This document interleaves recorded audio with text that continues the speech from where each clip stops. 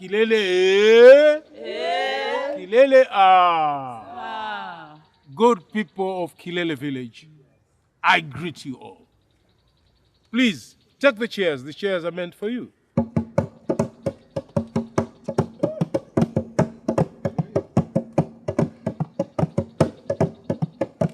Thank you. Thank you so much.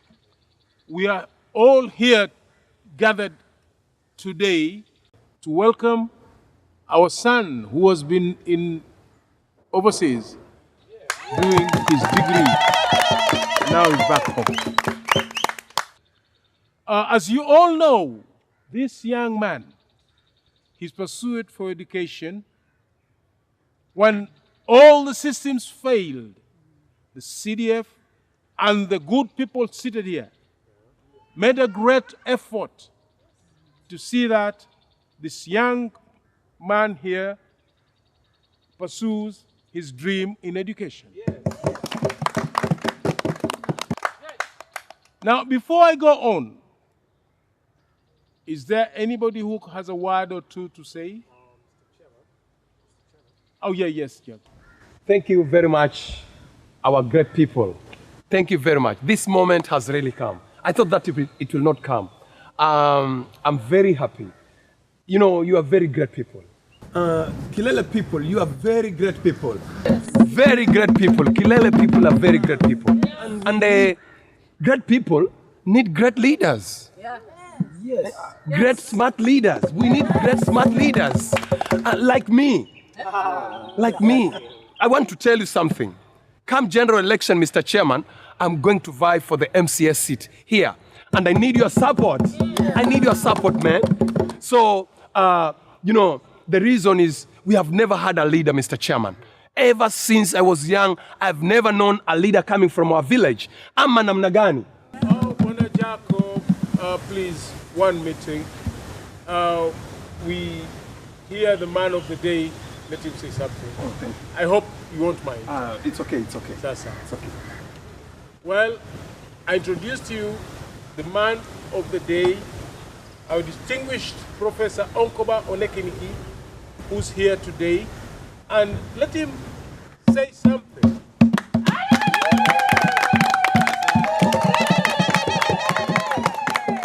Asante sana, Bwana Chairman. Asante sana. Chebet, please, can you gallant our hero here?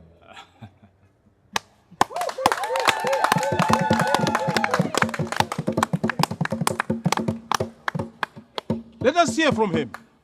Well, thank you so much, Bwana Chairman. I appreciate you. And of course you, Kilele Village. I'm deeply warmed at heart to be here. I hope you won't mind if I speak without the gallant. It's okay. Yeah. So, thank you so much. As you might have noticed, I did come here with my mother and a guest. She's not really a guest to me because she's my fiancée. Wow. Yes, I'd like her to say hi. Hello, people. Hello. Yes.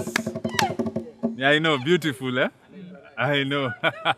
So we are here to celebrate my education.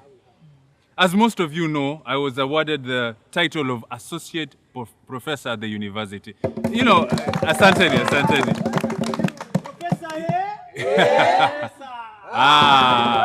Yes, due to my diligent work in development economics. Now, I try to think to myself, where would this village be if I and some of us had never gone to school? Okay? So, Kilele, I am greatly indebted to you and the efforts of my mother, who is here with me as well. I'd like her to say hi. Asanteni wanakijiji. Ni ukweli, ni mama. Thank you. She did a great job in trying to educate me. And for that, I am very grateful, ma'am. And also to you, because it wasn't for just her efforts, but also for your efforts having contributed generosity. And I want to encourage you that that seed that you planted shall sprout leaps and bounds. Ni sawa? You know Nelson Mandela, we all know Nelson Mandela. He did not miss the point when he said education is the most powerful weapon you can use to change the world. And education, Kilele Village, is the reason why Kilele is not only a pinnacle in our constituency, but a model, a global model of rural community. Isn't it? Yes, Nelson Mandela did not miss the point when he said education is the most powerful weapon you can use to change the world. Sawa.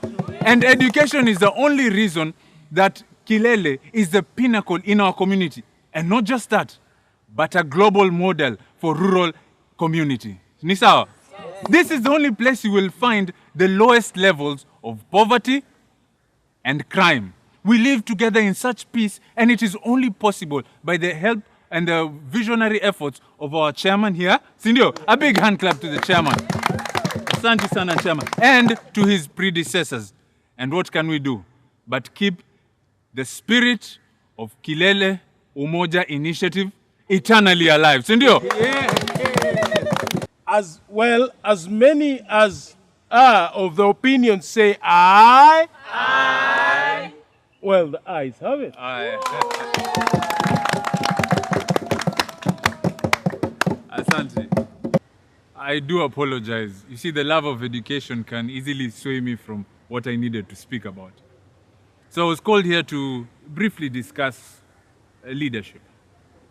I note with great gladness that among us are those who are aspiring for elective positions, like Mr. Jacob here, who wants to be the MCA. Yes, asante sana. And maybe some among us want to be governors, senators, ward reps, women rep, or even the president. Yes. Yeah, but what about those of us who are not vying? We are also leaders in our own right, in our own churches, in our own chamas, small institutions. And if you're not in any of those, you are a leader of yourself. Please remember that those who are being led are still key stakeholders in leadership and governance. And those who lead and those who are being led need to know what these qualities of a good leader are. For the leader, it will help you, it will guide you along the way. And for those who are going to vote, it will help you assess the aspirants and those in position. So I will ask you, Kilele Village, what are these qualities of a good leader? Anybody who would want to suggest, Mr. Jacob?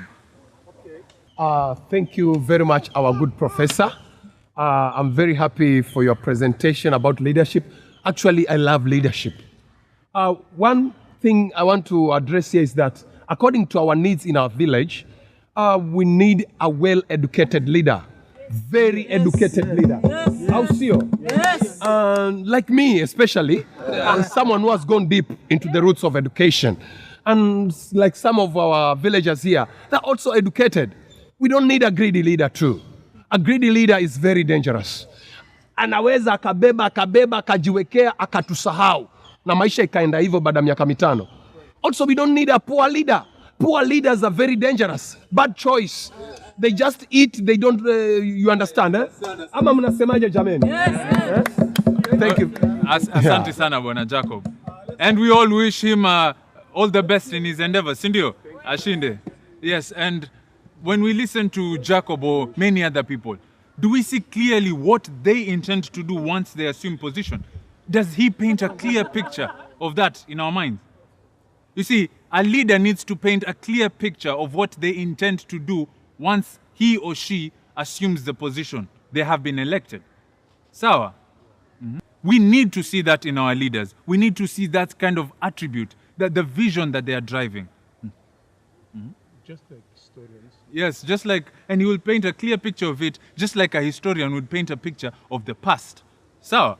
Tumeelewana mpaka hapo? The other attributes are quite easy to attain or to note. A strong attribute of integrity, humility, and one who works for the cooperation of everybody.